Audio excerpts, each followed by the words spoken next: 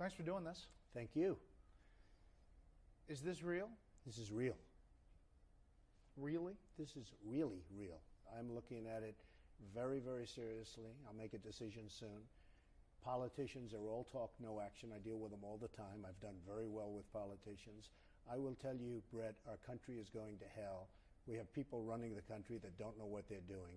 This is absolutely real. And you see it a little bit in the polls. I do great in the polls. The one that just came out today, do great, beat most of them.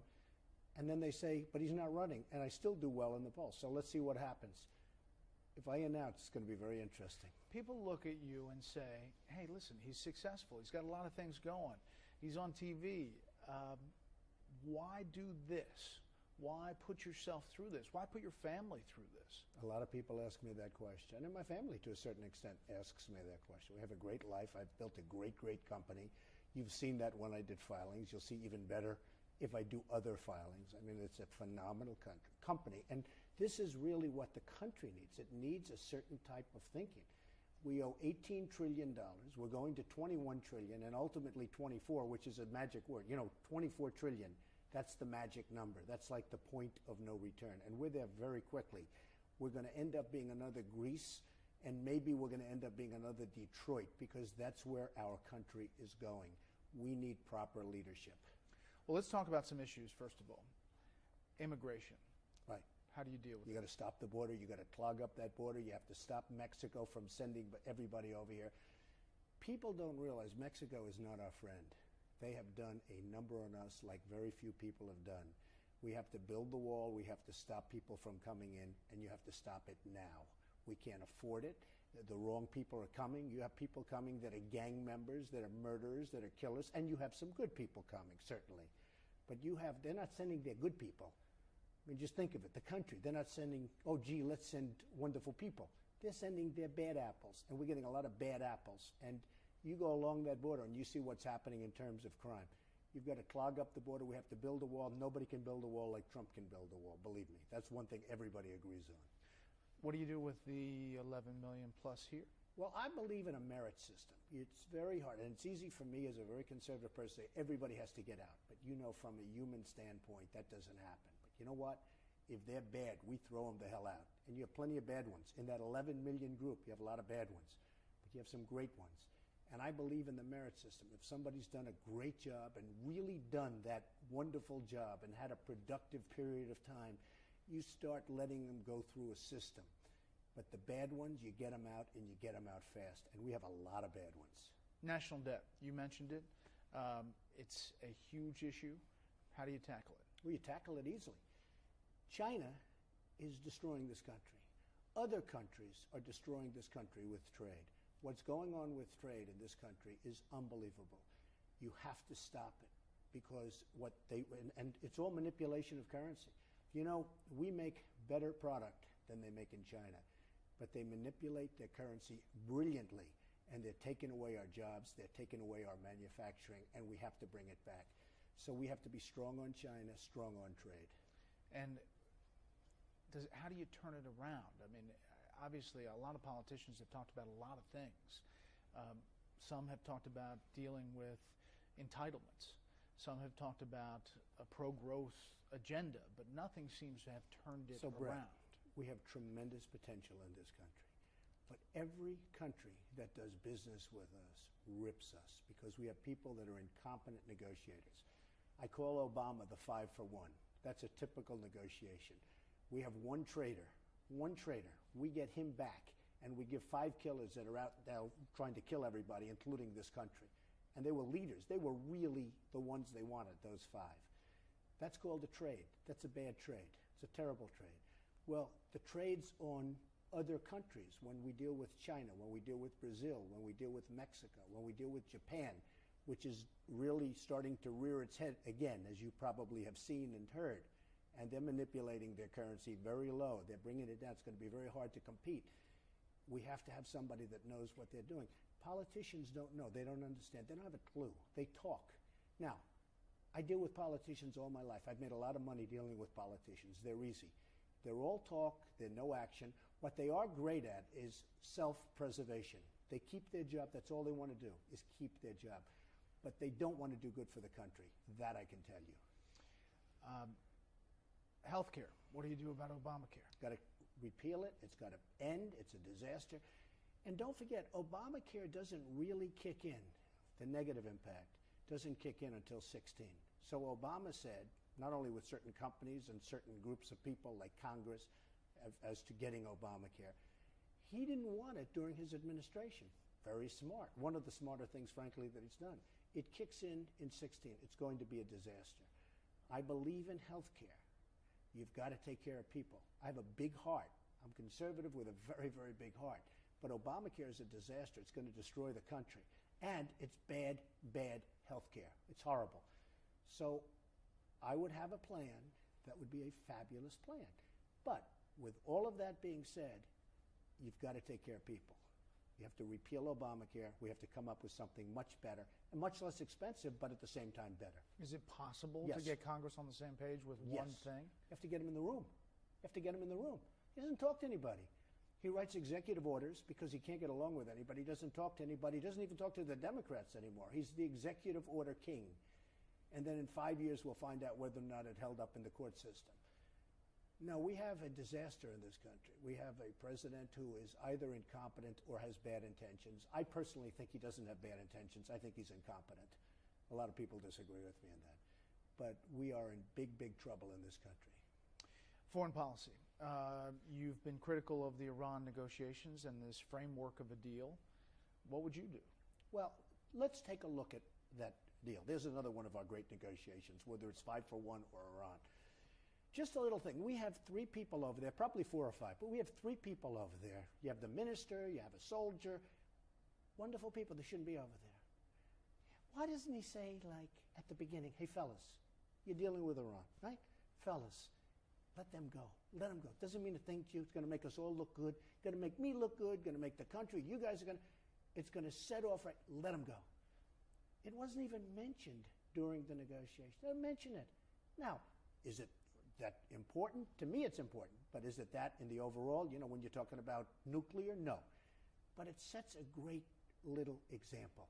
Fellas, let them go. They shouldn't be there. Come on. They'll do it. If I said to them, let them go, they do it. They don't even ask.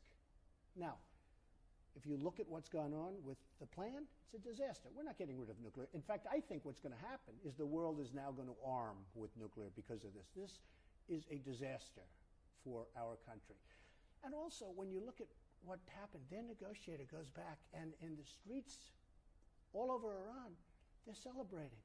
And he's like a big hero. He's like Mickey Mantle just hit the big home run. The guy is being celebrated as a huge hero. They think they made a great deal. And you know what? They did. Nobody's celebrating over here because even the ones that are saying it's okay, it's sort of very mixed. And I actually thought that what he was doing was setting the stage not to do a deal. Because I really thought, you know, he'd look really tough and smart if he walked out. And I was predicting maybe he'll walk out. But they're not smart. They're not. I wrote the book, The Art of the Deal. #1 selling business book of all time, I think. Pretty close, right? Almost everybody read it. This is not the art of the deal. This is a bunch of checker players playing with grandmasters. You know, the Persians and the Iranians, they're very, very good negotiators. And we have people that don't have a clue. I mean, I like John Kerry. He's a nice person. He's not a negotiator. So it's very sad what's happening to the country. And I think, frankly, you just hit on it, the biggest issue facing the world is nuclear. And when people talk about global warming, in the meantime, you tell the people up in Boston about global warming where they have 12 feet of snow and can't get out of their house. When Obama says the biggest issue facing us is global warming, the biggest issue facing us is nuclear warming, because that's the real warming.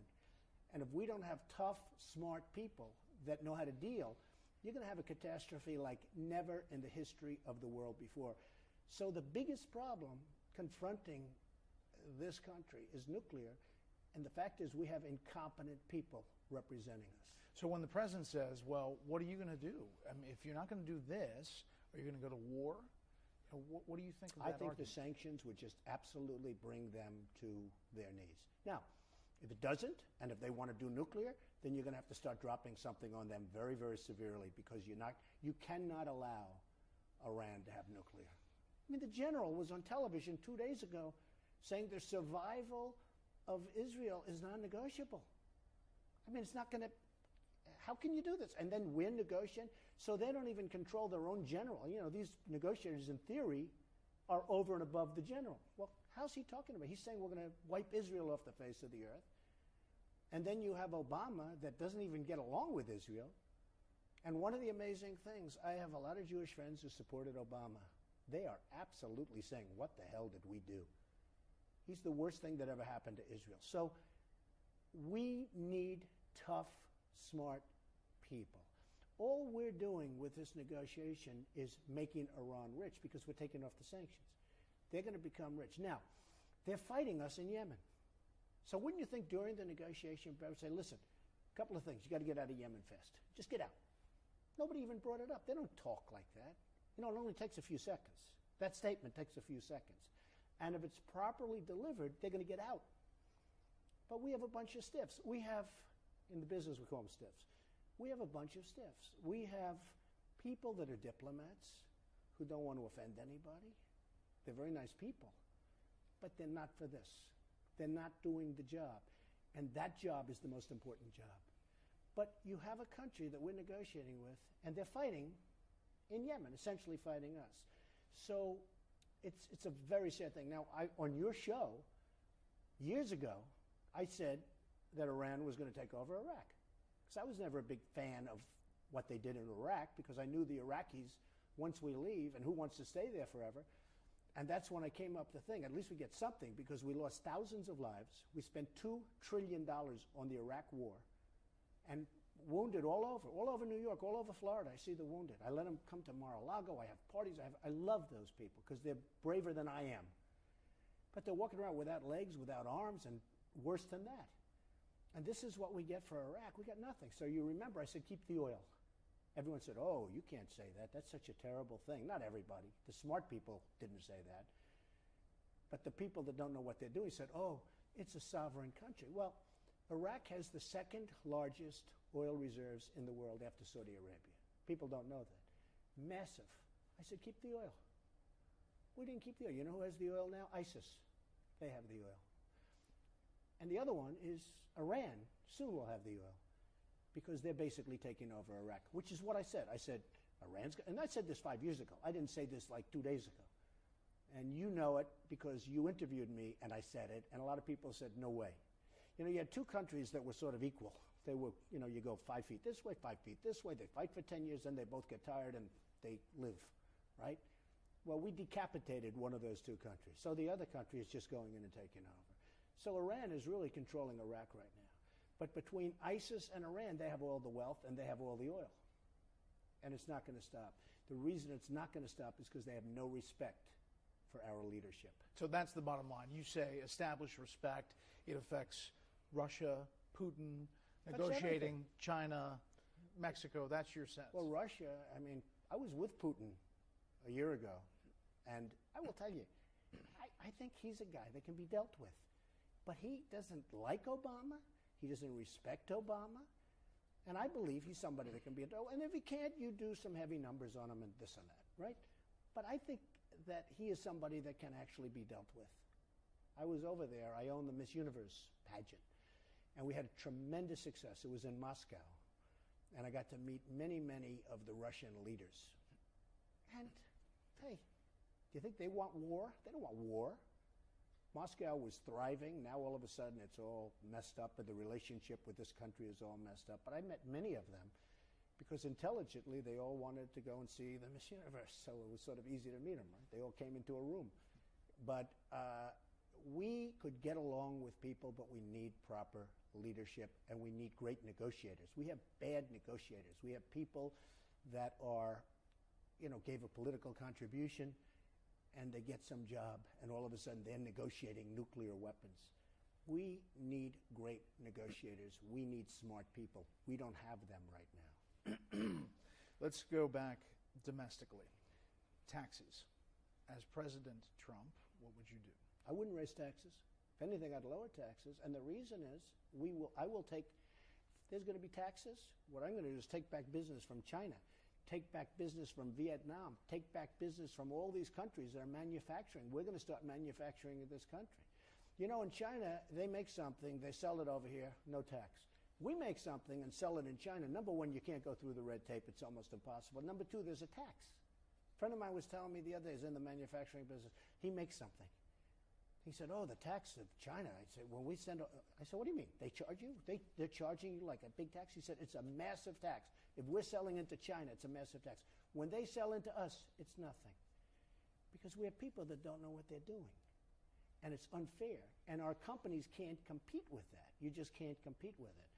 So I guarantee you there won't be devaluations of their currency when I'm around, and if I decide to do this and if I win. And our country will become great again, and our country will become rich again. Now, rich doesn't sound nice. People say, oh, that's a terrible thing to say, our country's going to be rich. Well, without being rich, we can't be great. And I'd be the only Republican that would say, I'm not going to cut Social Security. I'm going to make it stronger, but I'm not going to cut it. I'm not going to cut Medicare or Medicaid. I'm not going to cut it.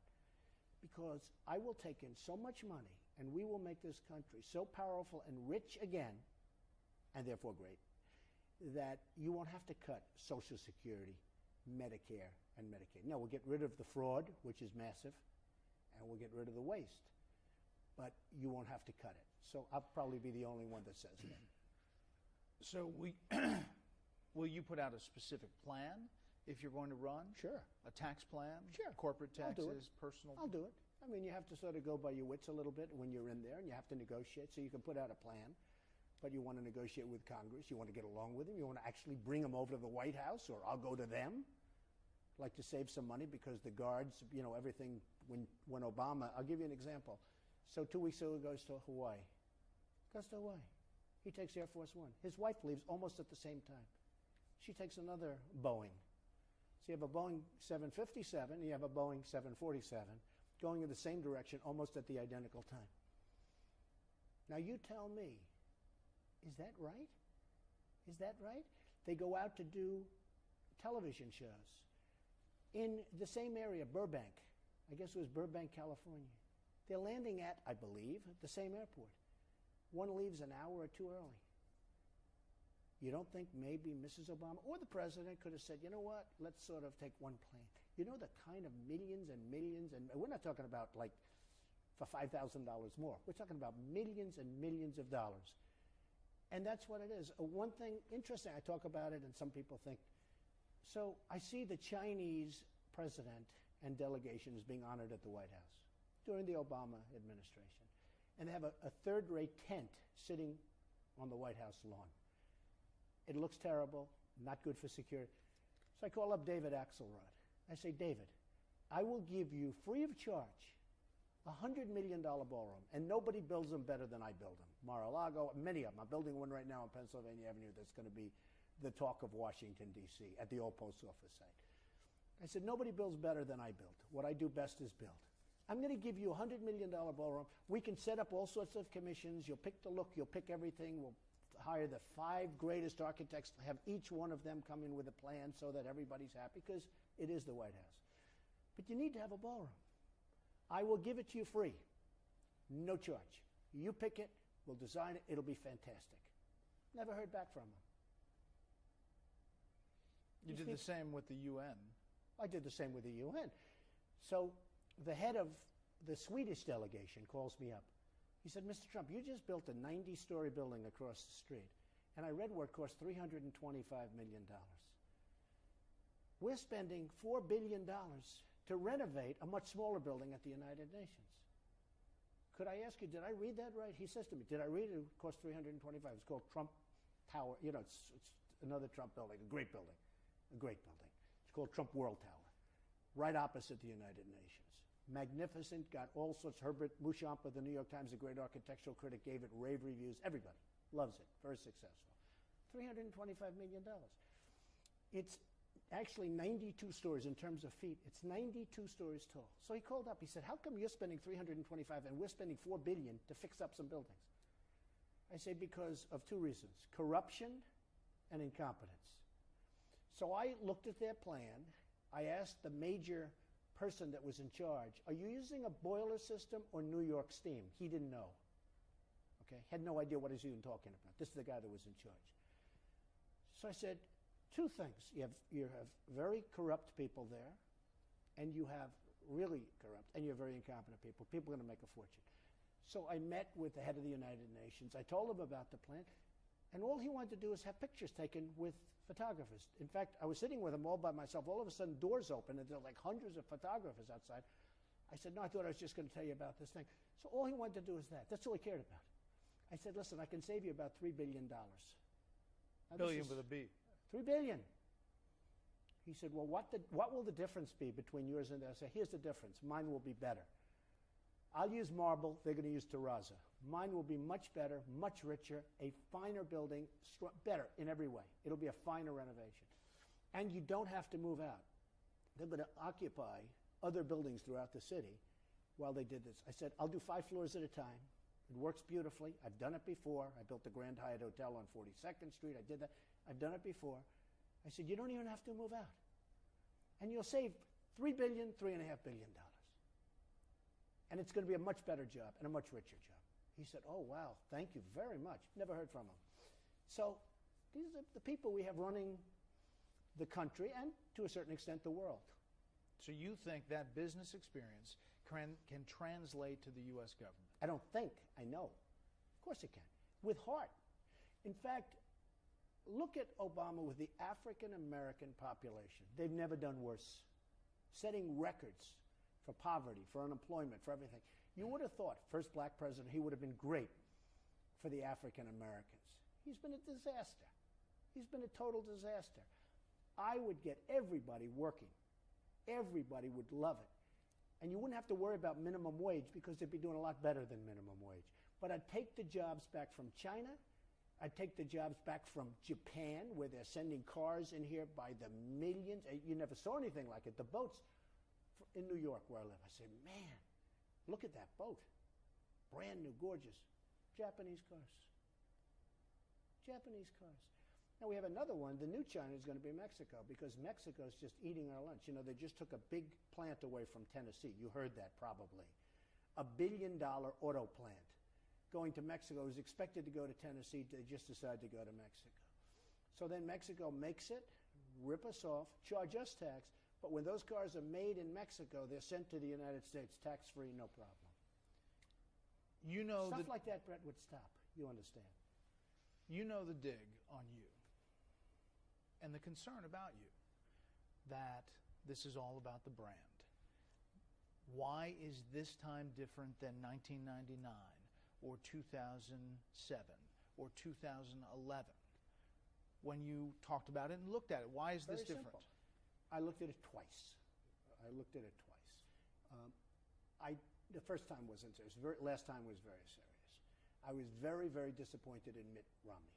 You play golf, you play sports, you're a very good athlete. Some people choke. He choked. He failed. He should have done great. He should have beaten Obama. That was a race that should have been beaten. I love what I'm doing. I love building. I love the tremendous success of The Apprentice. I love all the things I'm doing. I fix things. I took the old post office. Wait till you see it. In a year from now, it'll be the finest hotel in the country. This club is one of the most successful clubs. You know that. On the Potomac River, the whole place is on the longest stretch of privately owned land on the Potomac River. I own it. No partners, no anything. I fixed it. It's one of the most successful clubs in Washington, Virginia, Maryland. It's like there's nothing like it. I mean, it's a big, big success. Doral. It was a sick puppy. It's now the hottest resort in the United States. I fix it. I fix things. I make things better. I fix them. This country can be made great. It's not great right now. People laugh at us. And if I run, my slogan is, make America great again. I have to add the word again because I have to do it.